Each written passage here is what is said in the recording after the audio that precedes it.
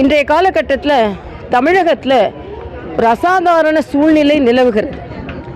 நீங்கள் பார்த்தீங்கன்னா இன்றைக்கி கள்ளக்குறிச்சி சம்பவம் நாம் அனைவருமே மனது மிகுந்த வேதனை அடையக்கூடியது. தமிழகத்தின் நிலைமை அகில இந்திய அளவில் தலைகுனிய வைத்திருக்கிறது.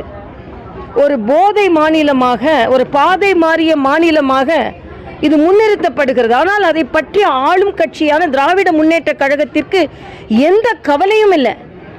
மற்ற தலைவர்களை பார்த்து சொல்லும் பொழுது, மோடி அவர்களை பார்த்து சொல்லும் பொழுது, அங்கே போனியா இங்கே போனியா கேட்டுக்கொண்டே இருப்பார்கள். ஆனால் இன்னைக்கு நம்மளோட மாநிலத்தில் ஒரு மாவட்டத்தில் இத்தகைய கொடூரமான சம்பவம் நடந்திருக்கிறது. முதலமைச்சர் இன்னும் சென்று பார்க்கவில்லை. அது மட்டும் இல்லை, இதில் சட்டமன்றத்தில் அமர்ந்து கொண்டு அவர்கள் விளக்கம் அளிக்கிறார்களே தவிர நிச்சயமாக சென்றிருக்க வேண்டும். எல்லாவற்றுக்கும் உள்ள மிகப்பெரிய கேள்விக்குறி கூட்டணி கட்சிகள்.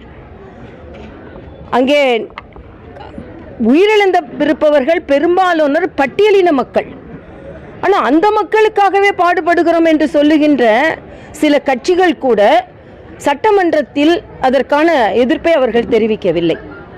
அது மட்டுமல்ல, இந்த திராவிட முன்னேற்ற கழகத்தின் கூட்டணி கட்சியாக இருப்பவர்கள், ராகுல் காந்தி ஒரு சின்ன விஷயம் நடந்தால் கூட உடனே நான் மக்களுக்காக குதிக்கிறேன் என்று சொல்லி கொண்டிருப்பவர் எந்தவித கருத்தையும் பதிவு செய்யவில்லை. அப்படி என்றால் அவர்களுக்கெல்லாம் கூட்டணி என்பது தவறான நடவடிக்கைகளில் அவர்கள் கூட்டணியாக இருந்து கொள்வார்கள் என்பதுதான். சரியான நடவடிக்கை எடுக்க வேண்டும் என்று எந்த அரசையும் அவர்கள் வலியுறுத்த மாட்டார்கள் என்பதுதான் இப்பொழுது தெள்ளத் தெளிவாக இருக்கிறது. அதனால் இன்று ஆளுநர் மாளிகை, நான் சகோதரர் RS பாரதி சொல்றார், ஆளுநர் மாளிகை பாஜக தலைமை அலுவலகமாக செயல்படுகிறது என்று. அதாவது ஆளுநருக்கு சென்று கோரிக்கை வைப்பது அனைவருக்கும் உள்ள ஒரு உரிமை. நான் கேட்குறேன், நீங்கள் எதிர்கட்சியாக இருக்கும்போது போலியா?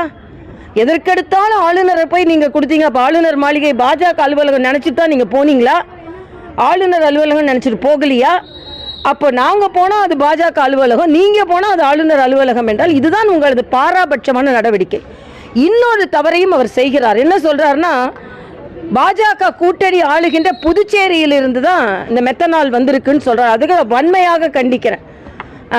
மாநில தலைவர் சகோதரர் அண்ணாமலை சொன்னது என்னன்னா, புதுச்சேரி முதல்வர் அவரை தொடர்பு கொண்டு அந்த மெத்தனாலுக்கும் இதுக்கும் நமக்கு சம்பந்தம் இல்லை. நீங்கள் பத்திரிகையிலே பார்த்தீங்கன்னா சென்னையில் பக்கத்துலேருந்து வாங்கி கொண்டு புதுச்சேரியில் கொண்டு விற்று புதுச்சேரியிலேருந்து கொண்டு வந்திருக்காங்க. புதுச்சேரியிலேருந்து வரல. அது இன்னைக்கு மெத்தனால் எல்லா இடங்களிலும் விற்பனை செய்து கொண்டிருக்கிறது. 1500 லிட்டர் சேர்ந்த மெத்தனால் உள்ள இடத்தை கண்டுபிடிச்சிருக்காங்க. ஆக இதையெல்லாம் பார்க்கும்போது தமிழகத்தில் நடந்த குற்றத்தை குற்றம் என்று ஒப்புக்கொள்ளுங்கள். நீங்கள் குற்றவாளிகளுக்கு பாதுகாப்பாக இருக்கிறீர்கள் என்பதை ஒப்புக்கொள்ளுங்கள். நீங்கள் ஏன் சிபிஐ விசாரணை வேண்டான்னு சொல்றீங்க? ஏன் குற்றவாளிகளை பாதுகாக்கிறீர்கள்? அப்படி என்றால் குற்றவாளிகள் உங்கள் சம்பந்தப்பட்டவர்கள் என்பதை வெட்ட வெளிச்சமாக நீங்கள் சொல்கிறீர்கள் என்றுதான் அர்த்தம். அதனால திராவிட முன்னேற்ற கழகம் இன்னும் பொறுப்புணர்வோடு நடந்து கொள்ள வேண்டும் என்பது எங்களது கோரிக்கை.